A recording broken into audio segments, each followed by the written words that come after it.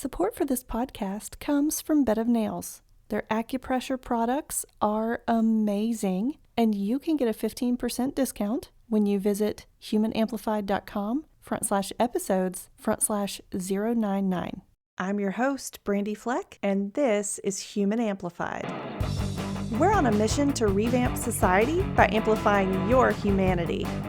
This week on the show, Hi, my name is Alyssa Couture. I am based in San Diego, California.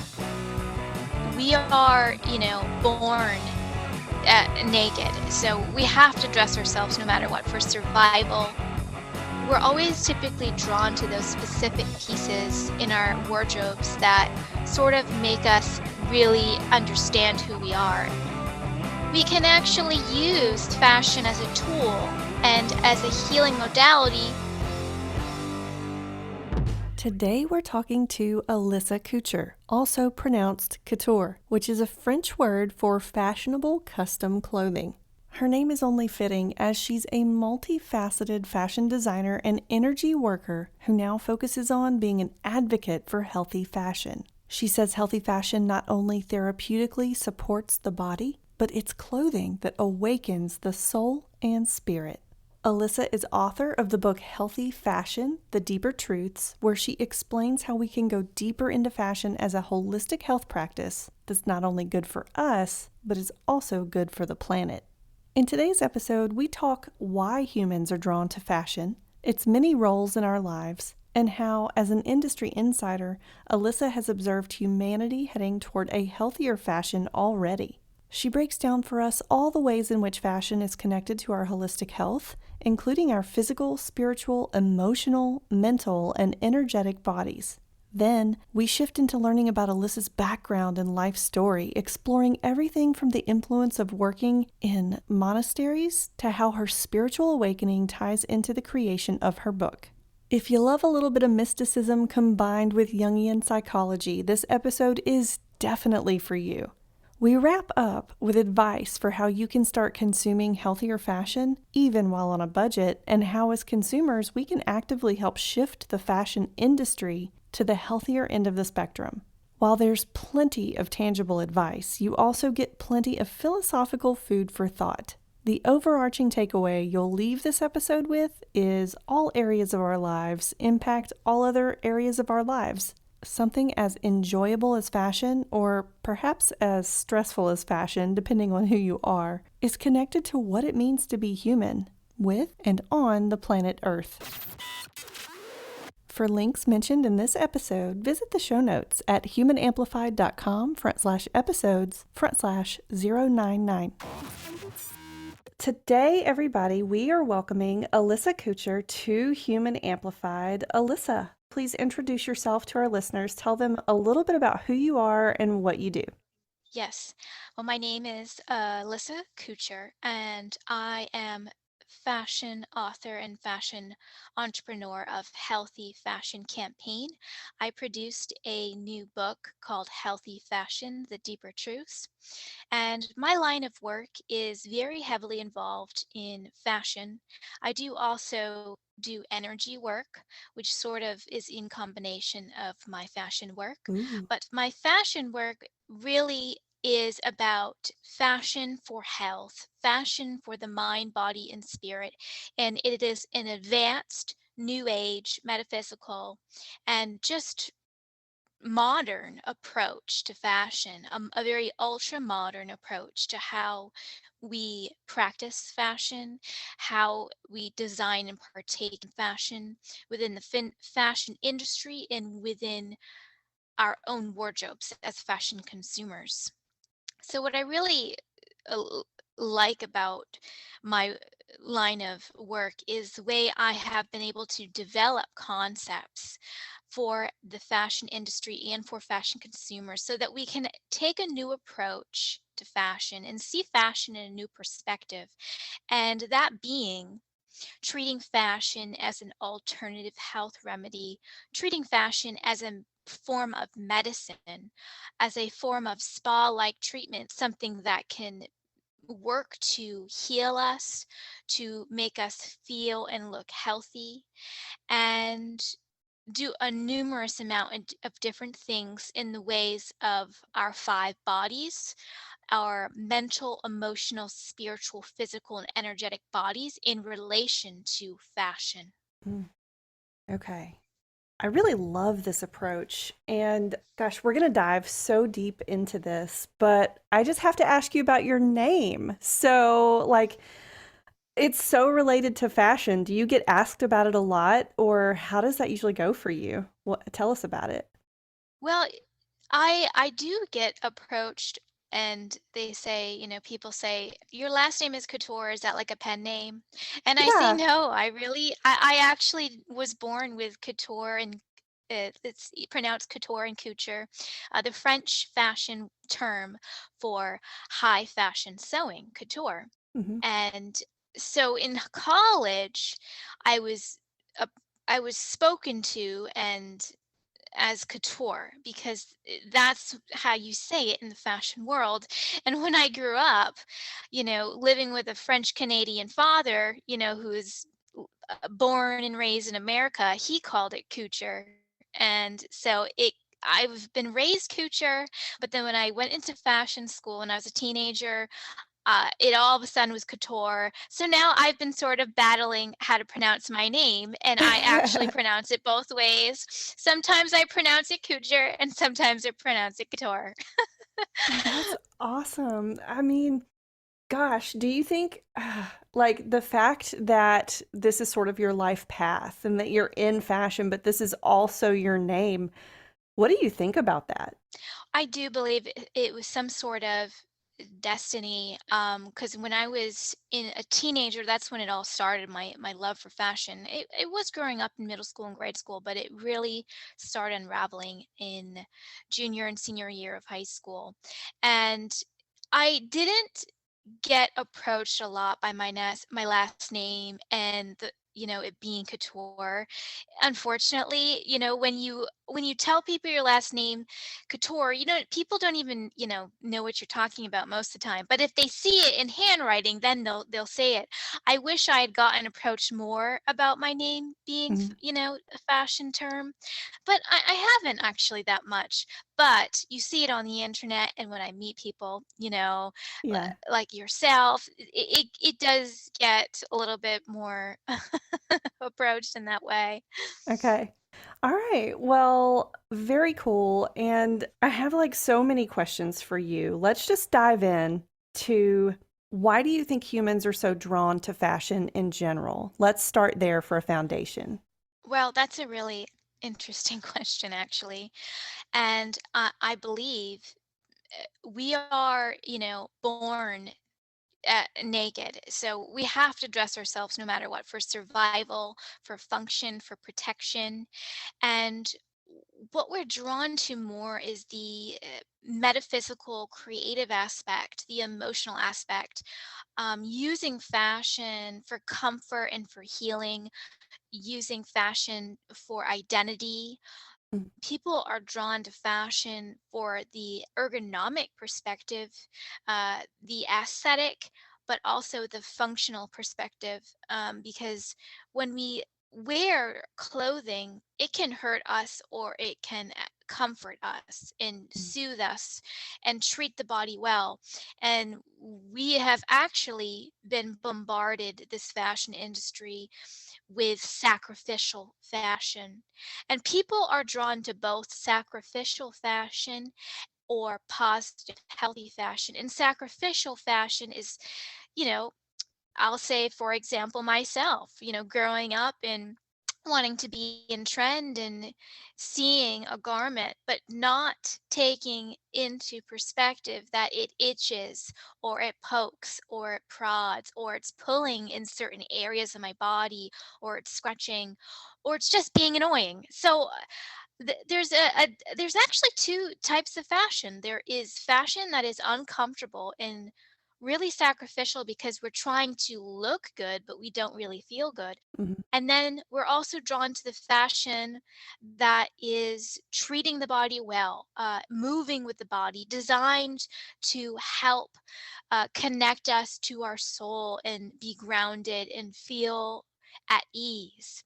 and there's this kind of push and pull, and I still get drawn to the temptation of, going to buy a pair of jeans, but I really have to be careful about that metal zipper and that button for me personally, Mhm. because I have agitations, and I need to find, like a jegging, a jean with maybe an elastic waistband, because to me, those types of things bother me, and those little details count. And I feel like the future of fashion, what we're going to be drawn to, especially, is the more minimalistic fashion with high function details that are designed for the body specifically for everybody. And a lot of times you find this type of fashion for people with disabilities. People say the autistic, they like to wear seamless fashion. Well, more and more, we're going to be designing seamless fashion for everybody, because nobody really likes to, take off a sweatshirt or a long sleeve or a pair of pants and see indents of seams all over, markings all over our body with these seams. So is just one small detail, and like I said, I wear seams and I have no problem. There's different types of seams that are designed, like my leggings. It's an overlock seam, so it's attached, and in the middle there's no large crease. Okay. But that's just one example. But what we're getting into here is we're going to be drawn to fashion that is much more ergonomically designed and treats the body in a very healthy, balanced way. Ooh, okay. Why do you think that is? Why do you think that we're going that direction in the future? Well, I believe the coronavirus kind of kicked it off a little bit, because everybody kind of stayed home and they wore their sweatpants and their sweatshirts, and they were just very comfortable in their garments. And that's actually typically clothing that I wear. I love my sweatshirts and my leggings. I live in them. But when you see high fashion, ready to wear runway fashion, you come to find that there are $1,000 pieces of sweatshirts for $1,000. And we're wondering, well, how can a sweatshirt be $1,000? Well, it's designed in a high fashion way. So I think the new approach to modern fashion is ultra high fashion that looks glamorous but is super comfortable. Okay. So, it's going to be the design caliper and the taste level that's really going to bring more athleisure minimal design into a high fashion perspective, so that we can wear comfortable clothes that actually don't look like wearing our PJs. I think that that's really where we're going. We're going with towards high fashion that can be at a specific caliber that makes us feel glamorous, makes us feel dressed up, but yet really treats the body well and is not, sacrificing in the name of looks and aesthetic and design details that don't treat the body well. Yeah. Okay. Well, that sounds great. Like, I look forward to that. And you probably touched on this a little bit, but I feel like a lot of people don't typically connect fashion to their health. Like you said, it can help us with our confidence, it can help us feel a certain way, but I don't know if a lot of people go deeper than that. Can you take us a little bit deeper into how it's connected to our holistic health? Yes, I can use myself as an example. When I was in my 20s and my late 20s, I was sort of wearing lots of clothes. I had a large wardrobe, and nothing was really satisfying for me enough, like, to wear all the time. And I felt like I was gravitating towards a bunch of stuff, and I wasn't really claiming, my presence and who I was within clothing. And I think it's definitely a process and a phase. I think we all go through fashion phases, and we're always typically drawn to those specific pieces in our wardrobes that sort of make us really understand who we are. And I think looking back, in my earlier 20s, it was those specific signature pieces that really gave me a strong connection to fashion. And this new approach with fashion being holistic and healthy is we can kind of group it together in the different five bodies: the physical, the mental, the emotional, the spiritual. And we can start with the physical. The physical is the type of materials that we wear. And right now, we are having sort of a battle between plant based fashion, animal fashion, and polyester. And polyester is taking over the textile industry in such large lengths. And the problem with this is polyester was designed in the 1930s. And ever since before that, we were wearing hemp and we were wearing cotton predominantly. Mm. So with this drastic change of everybody wearing polyester, it has caused problems. It has caused problems for the climate, but also for our body. And I have done numerous research finding that polyester is not breathable enough for our skin. It is okay to wear as like a third layer. I have a coat, for example, that is a third layer and it's loose. So it's not hugging me. But for instance, a pair of nylons, they're super hugging and tight, and they could be blocking the airflow within the body in the external environment. Mm. And another example is this is take underwear. All doctors prescribe cotton underwear if you have any form of infection. I mean, I know it sounds a little bit uh, blunt to say that, but it's true. Nobody prescribes polyester underwear when you have an infection because of that lack of breathability. Mhm. So, with polyester being petroleum oil, we are a water based body. So, we do need the hydrophilic materials, which is plants. Hydrophilic meaning the water in the materials can actually absorb within the fiber. And with polyester, it's hydrophilic and it is a very drying material. It's a very waterless type of material. Mm. So we're kind of moving in the direction of more and more plants. And how do we really do this? We can't just do it with cotton and linen. And so where we are headed is there has been experiments and it's in minor phases of production is numerous types of plants being produced for textiles. And that's not just cotton and linen and hemp. I'm talking about rami, tencel, bamboo, Capic, lyocell, and there's new developments of cactus fiber, aloe vera fiber, and also a rosebush stem fiber, fabrics made out of rosebush stem. So we need to use a lot of different plants in order to make it a predominant in the textile industry because right now only 5% of the textile industry, give or take, is cotton and linen.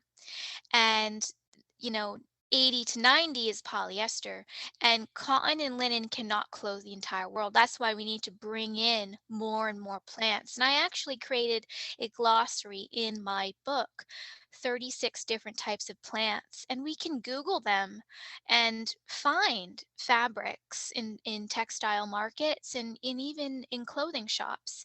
I mean, sparingly. Right now there's a design of a Capic fill uh, coat. And Capic is an alternative down. It's not a feather down or a polyfill down, but Capic is the fluff in a shell that grows in a tree, and it's a perfect alternative to feather and poly. And so that's basically where we're going with the direction is we need to clothe our body with plants when we go out into nature, Mhm. when we go out into the beaches, the desert, the wilderness, the Arctic. What we've come to find is we need nature and we need it on our bodies. We need it placed on our bodies. And polyester is not fulfilling that because it's petroleum oil, it's acidic, and it's deep within the earth. And that's just it's not the type of material that is going to create serious medicinal treatment. Mm. Plants definitely are. We eat plants. We live and breathe around plants. So putting the sacred connection that we have on top of our bodies is going to give us a stronger connection to the universe, to the planet, to other planets. It's the plant human connection is very sacred. It's scientific, but it's also spiritual. Mm. So that's just one mode of where we're heading towards bringing fashion more into the holistic health field is wearing plants designed for the body in a therapeutic way. And we could also jump into the spirituality of fashion. Yeah. There is a new age happening, a new age spiritual awakening, as you may know.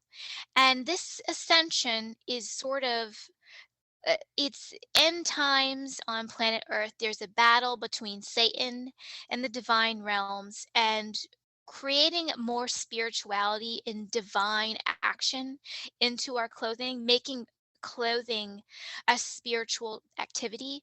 So, say the gurus and the ascended masters and the angels and all of the priests and priestesses, they wear the robe, they wear the design of the robe, and it's typically made in cotton, as you may find and notice. It's a cotton robe. And this signature design is a symbol. It's also a piece of material that is sacred. So when you see the robe, you're seeing something that's more than just fashion. It's not costume per se, because the robe has been kept modern within tradition in modern uh, lifestyle arts.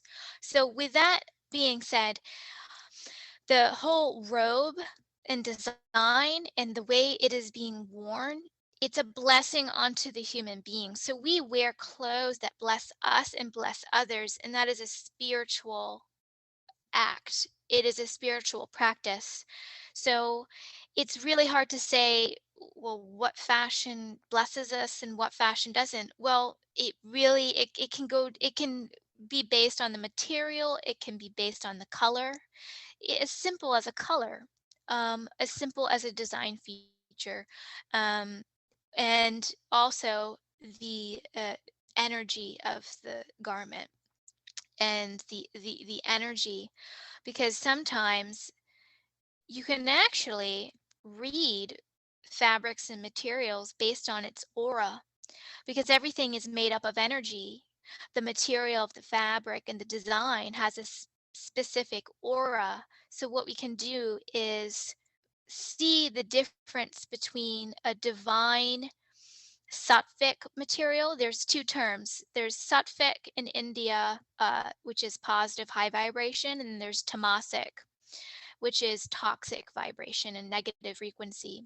And there's a spiritual research center in India that claims polyester is tamasic. It has a sort of a negative frequency, and cotton has a sattvic positive frequency.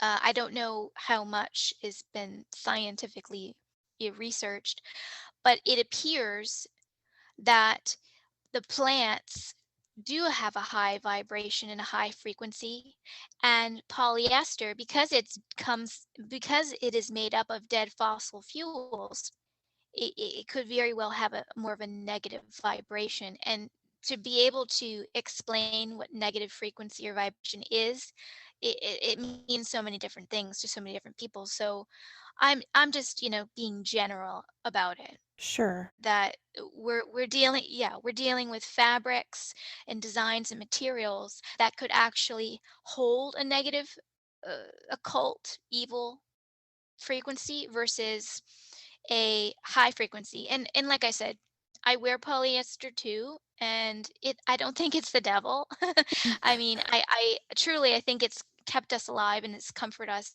And there's a lot of textures out there that are mimicking, that polyester mimics plants. So, you go Yeah. into the stores and you feel a garment, it feels just like cotton, and then you read the label and it's polyester, and I'm like, are you kidding me? Yeah. How is this so? How is this happening?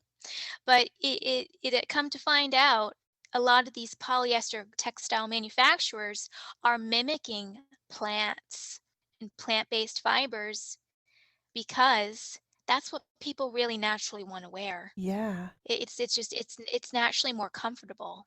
So we've touched on the physical body in relation to fashion, the spiritual body in relation to fashion, and also a little bit of the energy body. And then there's also the emotional and mental body.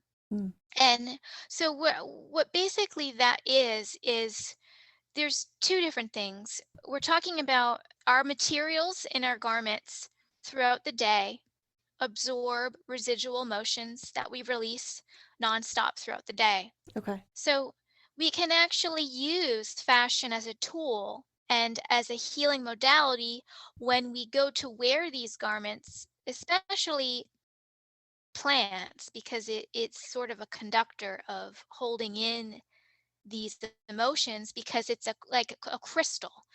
Take a crystal, for instance. A crystal absorbs negative energy in a household. You put a crystal in a household, it takes in absorbs in all the negative residual energies and it holds in the crystal. And you have to release the negative emotions out of the crystal, and that's through purification.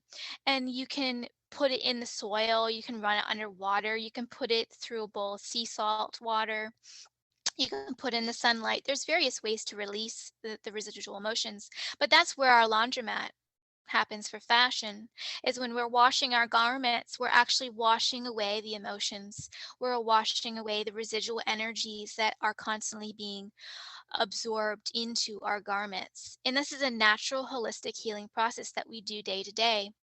And you don't always have to launder your clothes 24/7. You can spray it with essential oils. You can sage brush your clothes. You can spritz it with water. You can do all sorts of things. You can just air dry it, on a hanger, and it will release naturally. But I think that it is really important to know that our fashion really does this for us. Mm. It really does act like a crystal. Cellulose and fiber. So say take linen cellulose, for instance, the fiber down to its molecular structure is crystalline. Oh. So we really are scientifically absorbing these energies and these emotions that we have throughout the day, and they need to be released. And they do become released out into the air, but it's the clothing too that really acts as the channel and acts as a way to take on these emotions and these residual energies and release them so that we're having true purification throughout the day and throughout our lifetimes with our wardrobes. Listeners, we're talking to Alyssa Couture, fashion author and entrepreneur based in San Diego, California. Her latest book is called Healthy Fashion: The Deeper Truths. It's time for a quick break. I'm your host, Brandy Fleck, and this is Human Amplified. I just have to take a minute to tell you how much I love the bed of nails. I have their acupressure mat and the pillow. I have been using them both for a decade as part of my personal health, wellness, and spiritual practice. If you would like to try a bed of nails, head over to humanamplified.com/episodes/099 to get a 15% discount and a link where you can shop their products, including their Eco line of products. The nails on the Eco line are made of completely non-toxic, recyclable plastic that are melted on in a way that allows them to avoid environmentally damaging glue. They also use organic linen fabric to cover the mat and pillow, and then the inside is made of coconut fiber and buckwheat hulls to provide the contouring support that you need when you're lying down or applying pressure to your body with the mat and pillow. Whether you go with the Eco line or their signature collection, you can't go wrong. To get your 15% discount, visit humanamplified.com/episodes/099. Now, back to the show. We're talking to Alyssa Couture, fashion author and entrepreneur. Her book is called Healthy Fashion: The Deeper Truths. So I'd like to also embrace one more concept that I really like to take note is fashion and the archetypes. And this is really the mental approach to fashion. We have the fashion stereotypes versus the fashion archetypes. And the fashion stereotypes are basically what we have grown up and lived with, and it has functioned as a part of our lifestyle through fashion industry marketing. We see in the newspapers and the magazines and the TV and everything that fashion has appeared and approached a certain way. And the fashion stereotypes is something that we typically jump to conclusion about when we look at a person. And I'll talk about it as for myself as example what I have done or do. I will look at a fashion garment or a wardrobe or say I'll take a person and I'll see this person is wearing athletic clothing and I see that I'm going to call him a jock. So the stereotypes are the jock, the homeless, the cheerleader, the hippie. There's all these sort of derogatory like stereotypical names that when we see a person wearing a specific outfit, we automatically judge them. Hmm. And it's a little bit shallow and it's not we're not getting deeper into a person's approach to fashion. And so what I have looked at through my research with the Jungian archetypes, I have found that when we look at fashion as so this is the archetypes, the hero, the innocent, the adventurer, the magician. So when we look at clothes and we look at a person and say he's wearing an athletic outfit and the stereotype is jock. Instead of me perceiving him as a jock, I will actually look his outfit and I'll approach him and see him as an adventurer and a hero because the fashion archetype of the athletic wear is the hero and the adventurer versus calling him a jock and saying, oh, he is just a jock. Yeah. So I'm sort of trying to approach it as kind of respecting and honoring human beings more. And the fashion industry has not really approached deepening our perspectives. It's fashion as a communication in this way to the degree that I am speaking about, because we have a lot of just quick approaches, quick perspectives in the name of fashion and how we treat fashion. And this is from brainwashing and mind control, just basic psychology of what we are fed and what we are just used to just from the public appearance of what fashion is. So fashion is not just superficial. And, I'll give you one more example. Say a person dresses like a hippie. Hmm. And a hippie can be very derogatory because a hippie can mean a lot of things, and not everybody wants to be named a hippie.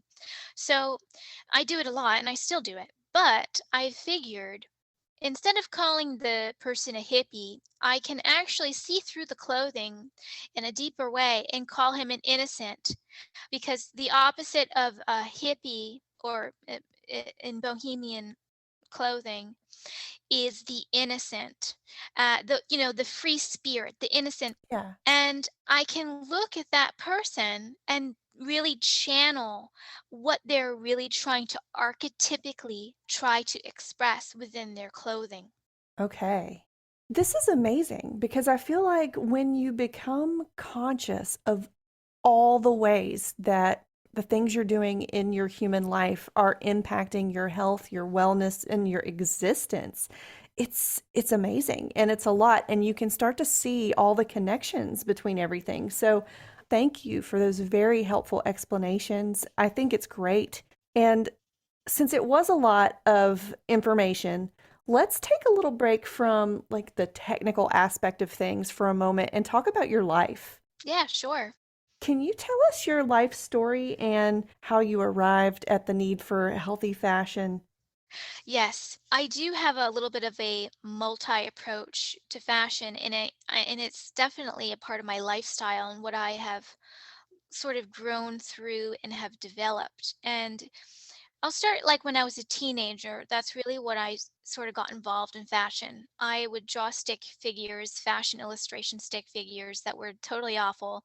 And I ended up getting good at drawing an illustration. But I started with fashion illustration, I started with collaging and taking newspaper magazine clippings and putting them on a collage. And I really wanted to get into design. That was really what I wanted to do. So I traveled to San Francisco. I grew up in New Hampshire and I traveled to San Francisco and I went to college at a university, Academy of Art University, for fashion design. And I loved every minute of it. It was a part of my life and it helped me in many ways, but I also constantly had this feeling that fashion could be more. Fashion could be deeper. Fashion could be perceived and thought of in a lot of different philosophical and creative ways that aren't typically approached. So that was really my beginning stage in college when I wanted to really go past the superficial of fashion, which in my age when I was a teenager, fashion was a little bit more superficial. I was really obsessed with the design of it Hmm. and the artistic approach to it, but I also realized that it felt a bit frivolous when I was constantly obsessed with the design and I wasn't obsessed with the other elements of fashion. So I was having my own battle with myself. I'm trying to figure out, well, why do I love fashion so much? It has to be more than just aesthetics. It has to be more than just fun and interesting. So moving down the road, I spent a lot of time in retail. I was assistant managing, I was supervising, I was styling, and doing a lot of customer service. And being with the customer, I learned a lot about different products. I think I probably ended up, because I've traveled and moved around a lot, I've probably at least have worked at 12 different retail shops, and every single retail shop had a different thing that was special about them, and that I was able to sort of learn and express myself in. So I'd worked at a thrift store for one time, and I really got into visual merchandising at that shop. And I was at a retail shop at Mart, and I got into also visual merchandising and I did a lot of styling. I've styled hundreds of customers, and I've gotten into the person's, mind of dressing and styling. Hmm. And that really helped me be able to figure out the type of product I wanted to create and work on. So after retail, I ended up creating and launching a little small handmade fashion brand called Alternative Fashion. And it sold into boutiques and online shops and pop up shops. And it was something that was really a part of my passion and mission. And it also tied in with my eco fashion blog that I was doing, and I was really heavily immersed into eco fashion, fashion for ecology and into the plant, the hemp, the linen, some of the bamboo. But wasn't really obsessed with fashion for human health per se.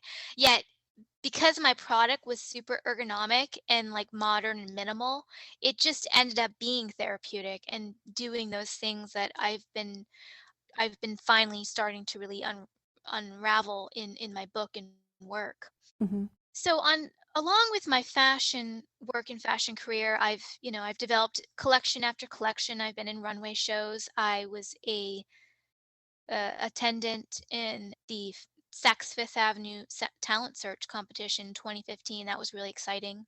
Awesome. Yeah, it was kind of a milestone for me, to be honest, because it showed the taste and caliber of my work. And what Saks Fifth Avenue, if you don't know, is a department store, a major department store in America, and they kind of sell a lot of that high fashion, ready to wear work. So that was a lot of fun. And I also am a fashion show producer. I produced a fashion show in 2014. So that again sort of it was me being immersed in the eco fashion and sort of bringing in, the speakers that were talking about eco fashion and bringing the different collections that were really creative and artistic, but also like into the recycled and thrifting arts. But on top of all of this, I actually had a parallel lifestyle living in ashrams and monasteries. So when I wasn't working in fashion, I was living and working at ashrams and monasteries. Wow, that's really cool. Thank you so much. I was doing hospitality quite a bit, and then I was doing cooking quite a bit. I ended up being a kitchen manager at my last monastery that I worked at in West Virginia at Bhavana Society. Hmm. And that's where things kind of did take a turn, and where I sort of started to say, okay, I'm going to write this book. And this was back in 2018. And the head monk, Bhante Gunaratana, excuse me, he is a famous author, or renowned author. I don't know, I wouldn't call him famous, but he's a renowned author of many, many spiritual meditation books. And he really inspired me to say, you know what, I'm actually going to put this book into works. Because back in 2016, when I was, working in retail, I said, I have to write a book. And I was also doing my handmade fashion collection at the time. And I still said, you know what, I have all of these thoughts and ideas. I really want to create a book. So it was year after year after year, and then living and working in these ashrams and monasteries, delving into the spiritual arts, delving into yoga, working on my meditation, sort of trying to be in that energy of um, spirituality and metaphysics, and kind of looking at the unknown and the invisible, and trying to, kind of unravel that side of me, which I am heavily immersed in energy work and planetary energy healing. So with all that piece, it kind of put into the realm of fashion for health, because I kind of wanted to bring fashion into a deeper, more spiritual level and an energetic way, and something that we can all kind of relate to, because it's all part of our life.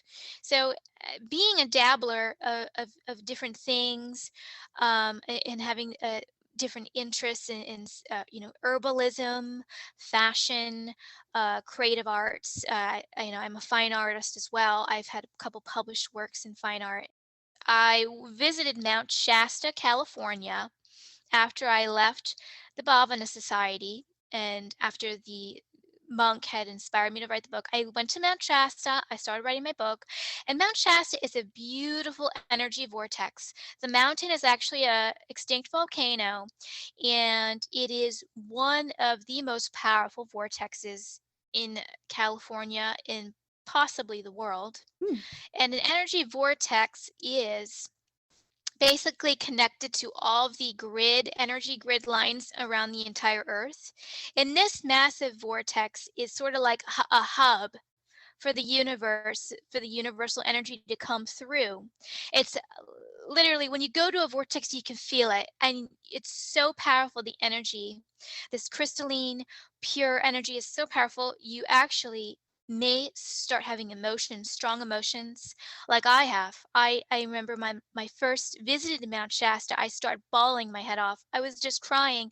And it was actually tears of joy, because it was a release, and it was this ultimate knowing, and I had this divine connection through this mountain, because it is a channel. Vortexes are a channel, and a channel to the divine. So I believe I was connecting with my higher self, and I believe I was connecting with a great spirit, God, whatever type of, I'm not a religious person, but I definitely connected to the divine, and I had sort of an awakening.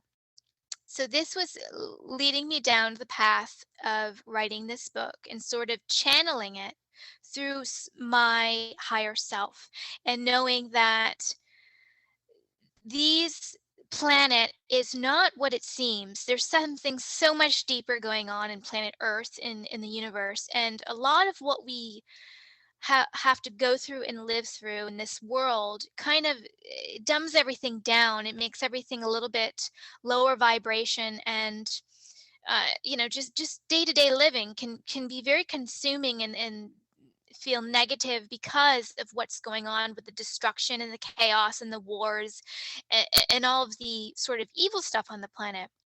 But when I went to visit these vortexes, and I have traveled around, I visited over a dozen vortexes on the West Coast, probably a few dozen, to be honest. They're everywhere. I've begun to actually become a channel, energy healer channel for planetary awakening. Okay. So a lot of people are actually doing this unconsciously. You could be actually a channel of energy. Most people are. But basically, what we're doing here is we're trying to activate the consciousness of this planet Hmm. as energy channelers. And once the energy grid of the planet becomes activated from the vortexes on the planet, the whole planet is going to ascend and become more high vibration. And some of this dark occult activity is going to deactivate most all of it. So we're in a process of awakening and ascension, and this fashion book and my work is truly about bringing fashion in a supernatural way, activating our consciousness in the power of fashion, and being able to use fashion as a tool to enlighten our beings, to really wake us up and really make us have a deeper, more sacred connection to our clothing as a force of communication, as a language, and as a creative activity, something that is artistic and creative and divine. That's awesome. And I think I was going to ask you if you could connect fashion for health, like how that relates to planetary energy healing, but I think you just did that. Gosh, and all that energy vortex stuff is so interesting. And like, I wish we had time to dive into it more. But one thing that you touched on when you were talking in your life story was about there must be more to fashion just than fun and aesthetics. But is there value to just having fun and enjoying the aesthetics of fashion? Oh yes, yes, absolutely. And I'm glad that you mentioned this, because I do feel that fashion is an art form, and it's fun. Fashion is fun, and it's truly a healthy escape. When I watch the ready-to-wear collections and the design shows all over the world, in specific parts, the ready-to-wear collections in Paris, France, London, uh, Jap- Asia, Tokyo, London, New York City. These are the major hotspots on the planet that have such a high intense creativity of fashion. And these high fashion designers, as much as it's a little bit unapproachable and, everything, they do trickle down into the mass fashion industry, which is important. But these high fashion design collections and ready to wear collections, they are really also a tool. Just the beauty and the art and the design, the aesthetic of fashion alone makes fashion a tool, because when we have this source of inspiration from fashion, we become so inspired. It goes beyond inspiration. It becomes a spiritual activity through the power of inspiration and creativity. So I agree with you 100%. Uh, if fashion in the name of aesthetics is very important, it is not just about beauty, it's about creativity. Mm. And the creative aspect of fashion in aesthetics make it probably one of the most important reasons why fashion exists. So yes, I agree with you 100%. Okay, awesome. And then let's get into right now. I feel like a lot of us do have a lot of polyester in our wardrobe, in our closet. I mean, it's everywhere. It will be sort of expensive for us, say, we're like, oh, I want to be healthy. I want to be conscious. I want to be mindful. What is your advice for how someone can start consuming healthy fashion, but without maybe breaking the bank or changing their habits over time, maybe? Yes. Well, I will go straight to it. I mean, a lot of eco fashion movement advocates don't want to talk about fast fashion. And I just approach fast fashion. Fast fashion is negative, but there's mass fashion. And say Target, for instance, it is fast fashion, but they're trying to do their part.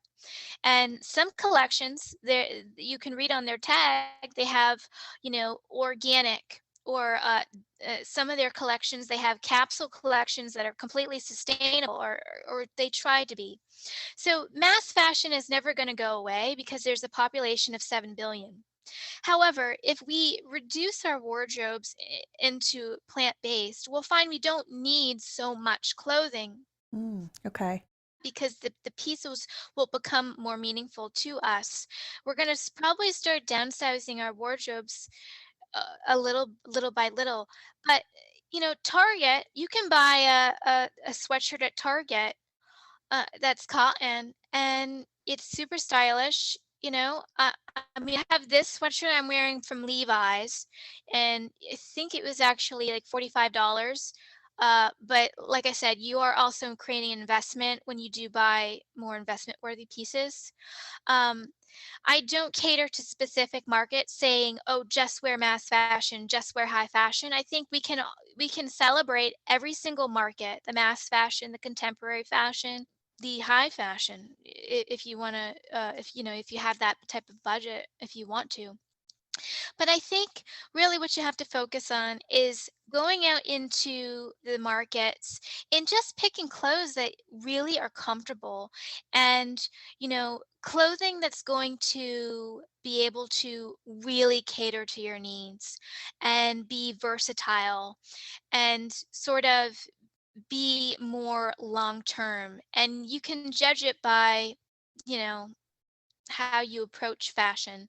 You know yourself. And there's going to be phases where you buy tons of clothes and potentially, and there's going to be phases where you only buy a little. And that's completely personal and up to you. But with plants being expensive, it is true, but we really do have to make the demand for it because we're buying all this polyester, and I believe because it's so fast and we're just trying to fill our plate with this poly because it's just not giving us enough. I believe that we buy more polyester fabrics and fashions and designs because it's not giving us enough.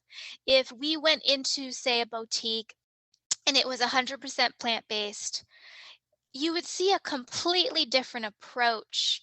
You'd see that high fashion caliber and demeanor, when you walk into, say, I don't know, any high fashion shop, Balenciaga, Chanel, anything. If you go in and to those high ready to wear shops and you see that there's only a minimal collection, like a 50-piece selection of clothes that you can purchase, I think when we get into that mindset of less selection, but high taste, I think we're going to be able to grasp the fact that plants can give to us and polyester is not giving enough. There's so many different like perspectives and levels and ways of approaching Mm-hmm. your question that I don't think I can answer it completely. Okay. But for one, I do believe shop what is meaningful to you. And if you do buy 100% plant-based fashions, you are going to notice the difference and you're going to notice that you're going to wear more than your polyester garments. Unless you find a polyester garment that you absolutely fall in love with and you can't not wear, then that's different. Yeah. Okay. But but down the road, there is going to be a demand for plant-based fashion because polyester is a non-renewable resource. And in every single industry, things are changing. I mean, they're making vehicles out of 100% hemp.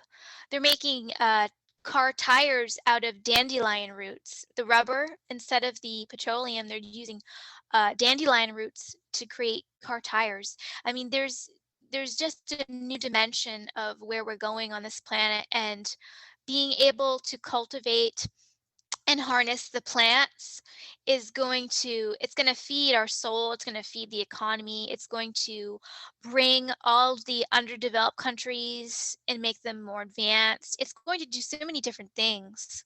Yeah. Yeah. Gosh, it really is all related. And so, one more big question for you, and then we'll get into where our listeners can find your book and your website and all of those things. But, you've mentioned a couple of times that this is the direction we're going and this is what's going to happen in the future. But how do we make that happen? How do we shift the industry as consumers? Well, the fashion industry definitely has to be involved. I think it's an evolution on this planet, and ascension, and it's naturally going to occur to us that we just have to do it, and it's going to be a natural process. I think instinctively and intuitively we're going to know, and we're going to all sort of collectively engage in fashion in a new way. And I think it's going to start in the fashion industry. There's some sectors in the fashion industry, the health and wellness trend is occurring. It's not popular, but it's occurring and there's a demand. So I do feel that there is an evolution on this planet. I do feel that there is a spiritual ascension, and we're not going to have to take a burden and have to, fight for it. There's not going to be a lot of control issues. It's going to naturally happen Ooh, in a natural way. And I'm an advocate. I'm just an advocate talking about it. I can already see it happening. I've done the research. Things are naturally unfolding. There's experiments, textile experiments in the Philippines for creating fabrics out of water hyacinth root stem. And because it's a wild weed, it's a perfect way to create a new fabric. So the Philippines is going to have their economy flourish more and more when they develop this fabric and harvest the water hyacinth, which is local to them. So that's just a start, and that's just one example of how things are already happening and changing. And our new modern approach of being able to advance fashion is a collective energy and something that's just going to be natural. And I believe it's going to happen. But of course, we do have to make the demand, and of course, we have to try to get involved and learn and educate and be awakened by it, because once we activate the consciousness of fashion, then we can become aware of it and understand it and practice it. But if we don't really have that knowledge and awareness, there's nothing we can really do about it. So yes, I believe that having the tools and being able to sort of be a part of it and kind of naturally be interested in it is going to help a lot. yeah. Ooh, I really like the sound of not having to fight for it, like just a natural evolution. Is there anything that I didn't ask you that you think is important to put out there? Well, I love your blog, Human Amplified, and I think it's such a important platform for people, and for people as myself who really are trying to amplify humanity. And I think it's a solution in what you're doing, and I'm really all about it. I'm all for it, and I think it's such a positive way to help, yourself and help others. And I guess I wanted to say thank you for doing this platform and creating this opportunity for people, because Oh, it's going to be, a promising solution for everybody. oh, thank you so much. That's really encouraging when I get feedback like that. So thank you. And thank you for coming on the show. How can our listeners find you and your book and your campaign website? Yes, you can find me at my website at www.h as in healthy, f as in fashion, campaign.com. And I also have the book Healthy Fashion: The Deeper Truths out now, and it is available at Barnes& and Noble, Amazon, IndieBound, and a whole host, dozens, if not hundreds of bookstores worldwide. You can Google search Healthy Fashion: The Deeper Truths, and it will be available probably in a local bookstore near you, potentially most likely online. You may have to order it through your bookstore if you do go into a local bookstore. Fantastic. And guys, all of that will be in the show notes. So make sure you hop over there and check out those links. Alyssa, it has been an absolute pleasure. Thank you so much for coming on the show. Thank you so much, Brandy, for having me. Subscribe on your favorite podcast platform and learn more at humanamplified.com. Be sure to grab your 15% discount code to use on Bed of Nails acupressure products, including their Eco line of products. Find it at humanamplified.com/episodes/099.